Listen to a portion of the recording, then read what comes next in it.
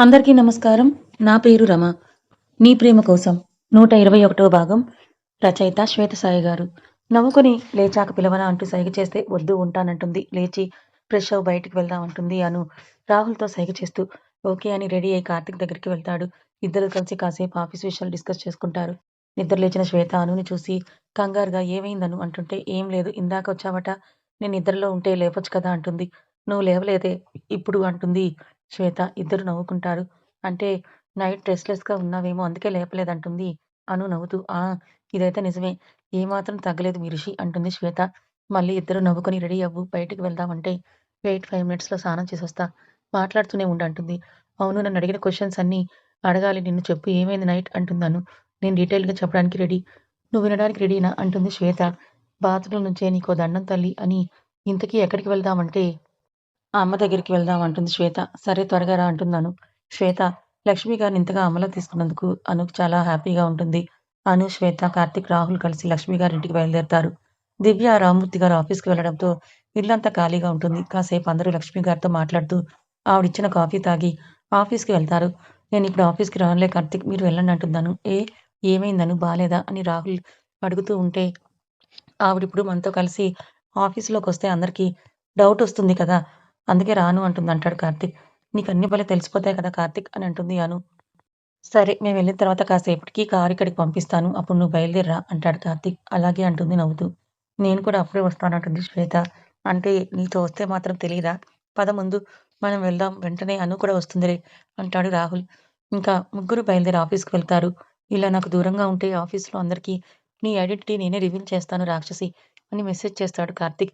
హహ! కాసేపే కదా కార్తీక్ అని రిప్లై ఇస్తే సరేరా చెప్తా నీ పని అంటాడు. స్మైలీ సింబల్ పెట్టి అక్కడితో ఆ చాటింగ్ ఆపేసి వాళ్ళ అమ్మ ఒడిలో పడుకొని కబుర్లు చెప్తూ ఉంటుంది. "నువ్వు హ్యాపీగానే ఉన్నావా అను?"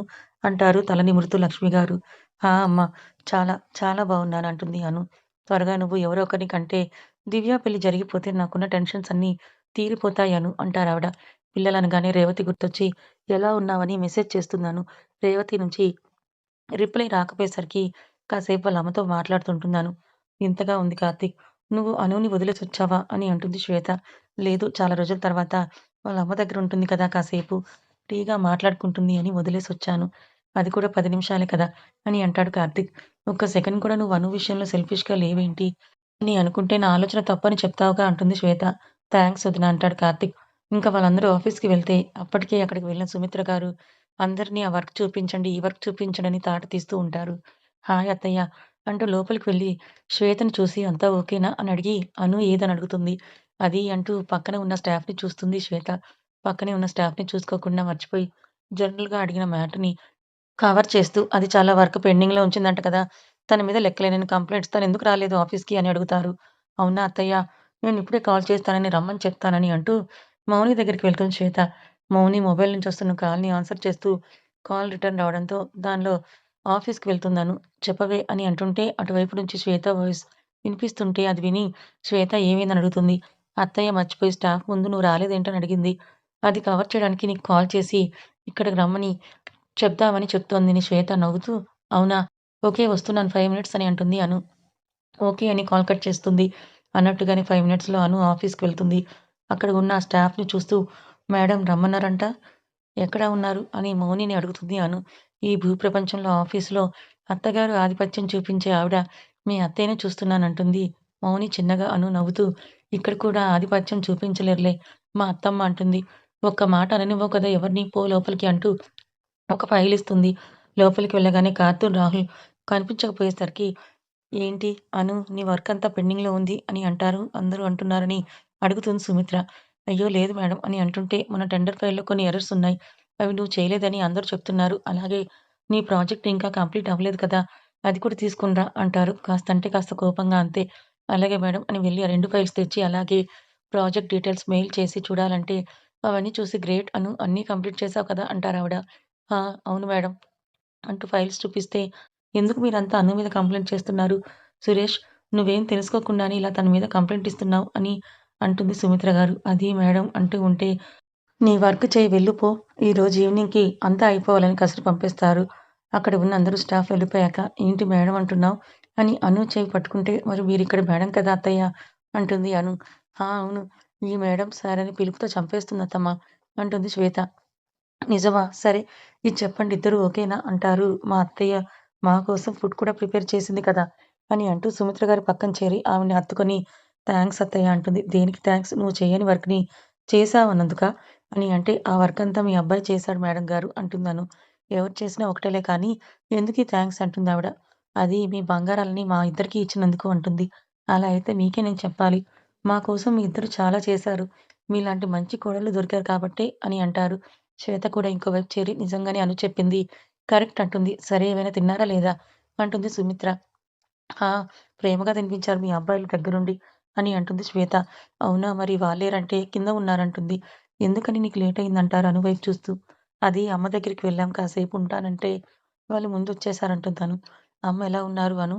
కాల్ చేద్దాం అనుకున్నాను మర్చిపోయానంటుంది సుమిత్ర గారు. దివ్య పెళ్లి గురించే అమ్మ బాధ. దివ్య పెళ్లి చేయాలత్తయ్య ఎవరైనా ఉన్నారా? మీకు తెలిసిన వారంటుంది అను ఆత్రంగా.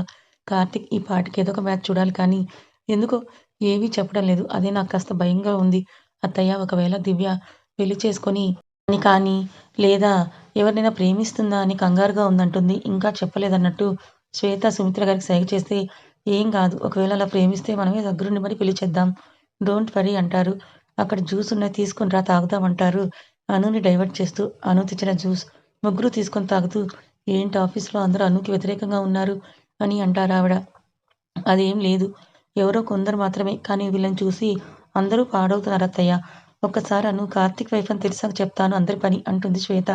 ఎందుకే వాళ్ళ మీద అంత కోపం? నేను బాస్‌ని అని తెలిసాక వచ్చే రెస్పెక్ట్ నాకు నథింగ్. ఇప్పటికే నన్ను నార్మల్‌గా చూసేవాళ్ళే నాకిష్టం అంటుంది. ఇది నిజమే అను. కానీ ఈ మెకానికల్ లైఫ్‌లో అందరూ సెల్ఫిష్‌లే అంటారు సుమిత్ర గారు. అది మీ ముద్దుల కోడలికి అర్థం కాదులే అత్తమ్మ. మీ గోల ఆపి ఆ జ్యూస్ తాగండి. మళ్ళీ ఎవరో ఒకరొస్తారంటారావిడ. మౌని దగ్గరికొచ్చిన మనోహర్ మన మ్యారేజ్ డేట్ ఫిక్స్ అయింది. ఇంకో 1 వీక్‌లో అని చెప్తే, అవునా! నిజంగా భలే న్యూస్ చెప్పావు. చాలా చాలా హ్యాపీగా ఉంది అంటుంది మౌని. మరి 1 వీక్‌లో పెళ్ళంటే చాలా త్వరగా పనులు అవ్వాలి కదా! అంటుంది మౌని. ఏముంది లేరా అన్నీ నేను చూసుకుంటానంటాడు మనోహర్. అలాగే షాపింగ్ కూడా చెయ్యాలి. వామ్మో! నాకు చాలా కంగారుగా ఉంది అంటుంది. అన్నీ అవే అవుతాయి. నో ప్రాబ్లమ్ అంటాడు మనోహర్. మౌని చెయ్యి పట్టుకొని అదంతా విన్న నీలిమ వచ్చి కంగ్రాట్స్ చెప్తుంది. సరే. నేను ఈ విషయం కార్తీక్ వాళ్ళకి చెప్పొస్తానని వెళ్తాడు మనోహర్. ఆఫీస్‌లో ఉన్న నీలిమ అను గురించి తెలుసుకోవాలని తెగ ట్రై చేస్తూ మౌని దగ్గరకొచ్చి మనోహర్, కార్తీక్ సార్ చాలా మంచి ఫ్రెండ్స్ అనుకుంటా కదా! నీకు అను ఎప్పటినుంచి తెలుసు అంటుంది. ఎందుకు అని అడిగితే అదేం లేదు ఊరికే తెలుసుకోవాలని. తనిక్కడ ఎప్పుడు జాయిన్ అయిందని. అలాగే కార్తీక్ సార్‌కి ఇక్కడికొచ్చాకే తెలుసు కదా! అయినా అంత క్లోజ్‌గా ఎందుకుంటుంది? అని అడుగుతుంది. ఇన్ని ఇన్ని డౌట్సా నీకు? 1 మినిట్ అని అటుగా వస్తున్న కార్తీక్ రాహుల్‌ని చూసి సార్ అంటుంది.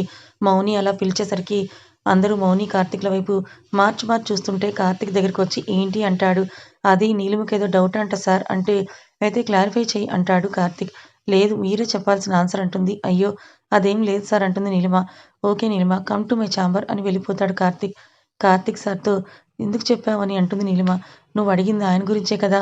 ఆయన్నే అడిగితే సూపర్ క్లారిటీ వస్తుందంటుంది మౌని. నిన్నడిగాను చూడు అని తల కొట్టుకొని కార్తీక్ రూమ్‌లోకి వెళ్తుంది నీలిమ. ఈలోపు మౌని పెట్టిన మెసేజ్‌కి విషయం అర్థమైన కార్తీక్ కమ్ ఇన్ నీలిమ. ఇదిగో నీ వర్క్ కంప్లీట్ ఫాస్ట్ అని అంటూ నాకు 1 అవర్‌లో కంప్లీట్ అవ్వాలంటూ వెళ్ళమంటాడు. అలాగే సార్ అంటూ ఆ ఫైల్ తీసుకొని వెళ్తుంది. మనోహర్ లోపలికి వెళ్లి అందరూ అక్కడే ఉండడంతో ఇంకో 1 వీక్‌లో పెళ్ళికి డేట్ ఫిక్స్ చేశారమ్మా అని అంటూ సుమిత్ర గారితో అంటాడు మనోహర్. అవునా! భలే మంచి న్యూస్ చెప్పావు మనోహర్. చాలా హ్యాపీగా ఉందంటుందావిడ. అన్నయ్య నిజంగానా సూపర్ కానీ 1 మంత్ అదేంటి ఎంగేజ్‌మెంట్ చేయడం లేదా అని అంటే లేదను డైరెక్ట్‌గా పెళ్ళే. నేను మౌని వద్దులే అనుకున్నామని అంటాడు మనోహర్. ఓహ్! అవునా! అయితే ఇక నుంచి హడావిడన్నమాట. నేను చాలా వెయిటింగ్ దాని పెళ్లి కోసం అంటుంది. అవును అను. మొత్తం మీరే చూసుకోవాలి. అది ఊరికే కంగారు పడుతుంది ఇప్పటినుంచే. టైం తక్కువుందని అంటాడు మనోహర్. సరే నేను చూసుకుంటానంటుంది అను. అయితే రేపటి నుంచి షాపింగ్‌కి వెళ్దాం అంటుంది శ్వేత. అవును వెళ్దాం. నీకు బాగా నచ్చే పని అదే కదా! అంటారు సుమిత్ర గారు. అమ్మ మీరు అంకుల్ అన్నీ దగ్గరుండి చూసుకోవాలంటాడు మనోహర్ ఆవిడ చేతులు పట్టుకొని. అలాగే అంటుందావిడ. ఇంక మనోహర్, రాహుల్ కలిసి బయటకు వెళ్ళిపోతే అను సుమిత్ర గారితో మాట్లాడుతూ ఉంటుంది. శ్వేత వర్క్ చూస్తూ ఉంటే కార్తీక్ మాట్లాడాలని సైగ చేస్తే ఏమైందని మెసేజ్ పెడుతుంది. ఇలా నీలిమ చేసిన పని గురించి మెసేజ్ చేస్తాడు కార్తీక్. అబ్బా! దీని గోల ఏంటి నేను చూసుకుంటానులే. యూ డోంట్ వర్రీ కార్తీక్ అంటుంది శ్వేత. అలాగే వదిన అంటాడు. అందరూ వర్క్‌లో బిజీ అయితే అను బయటికి వెళ్తుంది. చరణ్ వచ్చి అను ఏంటి ఈ మధ్య కనిపించడం లేదు నువ్వు అని అంటాడు. ఏం లేదు కాస్త ఇంట్లో బాగా ఇంపార్టెంట్ పనులుండి రావడం లేదంటుంది. ఓ అవునా, నువ్వు రాకపోయినా వచ్చినా ఒక రోజులో వర్క్ అంతా చేస్తావు కదా అను, నో ప్రాబ్లం అంటాడు. కానీ అను ఏమీ వర్క్ చేయడం లేదని అంటున్నారు ఇక్కడ ఎంప్లాయీస్ అందరూ అంటుంది మౌని. ఎవరో నలుగురు అంటే ఎందుకు మౌని పట్టించుకోవడం, తను ఎంత వర్క్ చేస్తుందో ఇక్కడ ఉన్న వారందరికీ తెలియదా ఏంటి? చాలా మంది వర్క్లో హెల్ప్ కూడా చేస్తుంది తను, వాళ్ళెవరూ దాన్ని అంతగా మర్చిపోరు అని అంటాడు చరణ్. అవునమ్మా, తన వర్కే కాకుండా అను అందరికీ హెల్ప్ చేస్తుంది కదా, అది అందరికీ తెలిసిన విషయమే. ఏ వర్క్ చేయలేని వాళ్ళు తనని దెప్పుతూనే ఉంటారని అంటాడు అక్కడే వర్క్ చేసి రామనాథం గారు. ఆల్మోస్ట్ అను వాళ్ళ నాన్నగారు ఏజ్ అయింది. అంకుల్ మీరా బాగున్నారా అని అడుగుతుంది అను పైకి లేచి. బాగున్నానమ్మా అని అంటారాయన. అక్కడికి వచ్చిన దగ్గర నుంచి నేను చూస్తున్నాను, నీకు ఎవరితో సంబంధం లేకుండా నీ పని నువ్వు చేసుకుంటూ పోతున్నావు. వాళ్ళేదో అన్నారని నువ్వు పట్టించుకోకమ్మా అంటారాయన. అయ్యో అంకుల్, నేను అసలేం పట్టించుకోలేదంటుంది అను. అన్నట్టు ఈ మంత్ ఎండింగ్‌లోనే మౌని మనోహర్ అన్నయ్య పెళ్ళుంది. మీరంతా తప్పకుండా రావాలి. మళ్ళీ మౌని ఇన్వైట్ చేస్తుందని అంటుందను. అలాగే అను. తప్పకుండా వస్తాం. ఇంతకీ ఈ ప్రాజెక్ట్ ఎంతవరకొచ్చిందని వర్క్ గురించి మాట్లాడుకుంటూ ఉంటారు అందరూ. ఇంకా అక్కడే కూర్చొని మాట్లాడుతున్నాను. అను అటెండర్ పిలవడంతో కార్తీక్ వాళ్ళ రూమ్‌లోకి వెళ్తుంది. ఎందుకే వద్దన్నా గానీ బయటికి వెళ్తూ ఉంటావు. ఇక్కడే ఉండమని చెప్తున్నాను కదా అంటుంది శ్వేత. ఇక్కడ ఉంటే మీరు వర్క్ చేయనివ్వరు. అట్‌లీస్ట్ బయటకన్నా వెళ్తే వాళ్ళతో కాసేపు కబుర్లని చెప్పుకుంటా వర్క్ చేయొచ్చు అని అంటుంది అను. అయ్యో, నేను వర్క్ చేయకుండా ఆపడం చాలా కష్టమని అంటుంది శ్వేత. ఈ కాస్త వర్క్‌కి నేనేమైనా అలసిపోతానా? నువ్వు చేయటం లేదా? రిషి చేయట్లేదా? అని అంటుంది అను.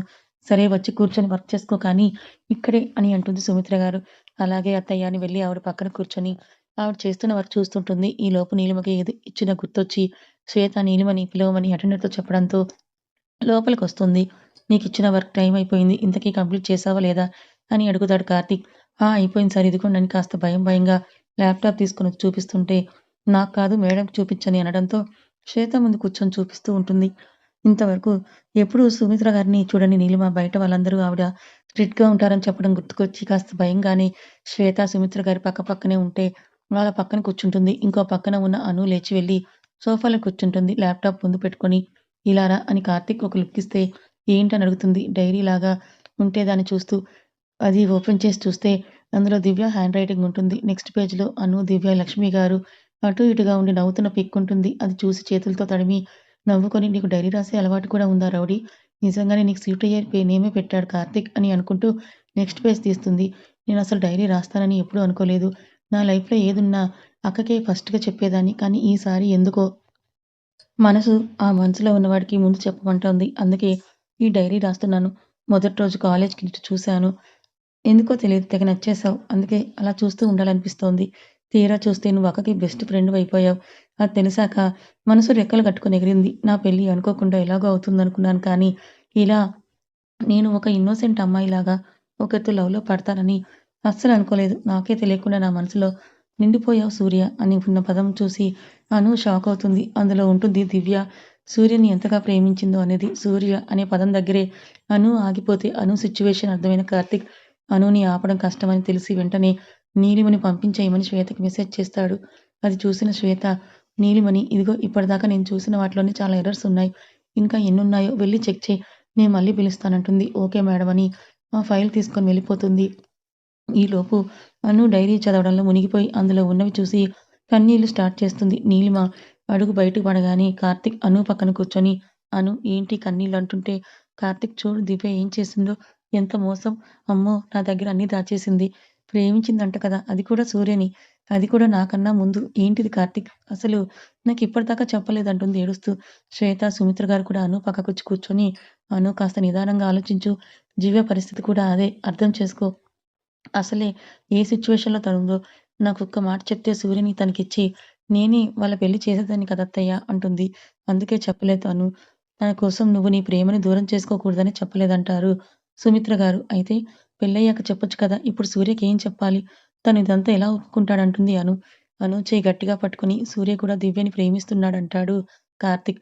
ఒక్క సెకన్ అను షాక్ అవుతుంది. ఏంటి సూర్య కూడా దివ్యని ప్రేమిస్తున్నాడా? ఇవన్నీ నీకు తెలుసా? మరి నాకెందుకు చెప్పలేదంటుంది అను. నీకు చెప్తే నువ్వెలా రియాక్ట్ అవుతావో అని భయమేసి చెప్పలేదంటాడు. ఓహో!